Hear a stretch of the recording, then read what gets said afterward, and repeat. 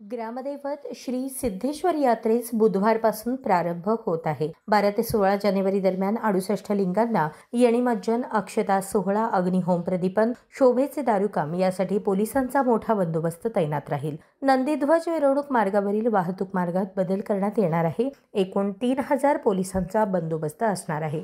सीसीटीव्हीची नजर 9 watch tower fix point नेमल्याची माहिती police उपायुक्त अजित बुराडे यांनी दिली।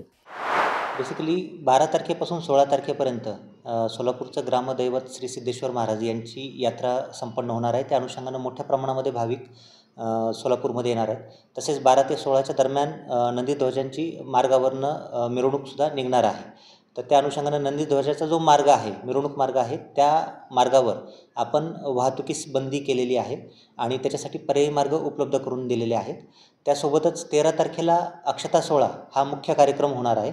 त्या अनुषंगानं सिद्धेश्वर मंदिर परिसरामध्ये आपण नो व्हेकल झोन डिक्लेअर केलेला आहे आणि त्या ठिकाणी कोणत्याही व्हेकलला परवानगी नाही पार्किंगला आणि येण्यासाठी देखील। सोलापूरकरांना काय सिद्धेश्वर यात्रेच्या दरम्यान जे सिद्धेश्वर मंदिराकडे येणारे जे भाविक आहेत त्यांनी कृपया जे पार्किंग प्लेसेस निर्धारित केलेले आहेत, मग त्याच्यामध्ये हरिभाई देवकरम प्रशाला असेल, हुतात्मा मंदिर हुतात्मा स्मारक पार्किंग जे आहे त्या ठिकाणी असेल, नॉर्थकोट मैदान प्रशाला असेल, या ठिकाणी पार्किंग करावं आणि सिद्धेश्वर मंदिराकडे यावं। सिद्धेश्वर मंदिराकडे कोणीही आपलं व्हेकल यात्रा काळामध्ये घेऊन येण्याचा प्रयत्न करू नये।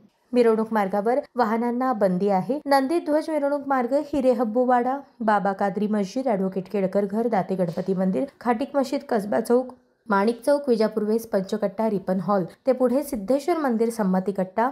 मिरवणूक पुढे गेल्यानंतर काही वेळाने वाहतूक सुरू राहील। 12 ते 16 जानेवारी या दरम्यान सिद्धेश्वर मंदिर परिसर, मल्लिकार्जुन परिसर, संमती कट्टा, रेवण सिद्धेश्वर मंदिर या भागात नो पार्किंग झोन राहणार आहे।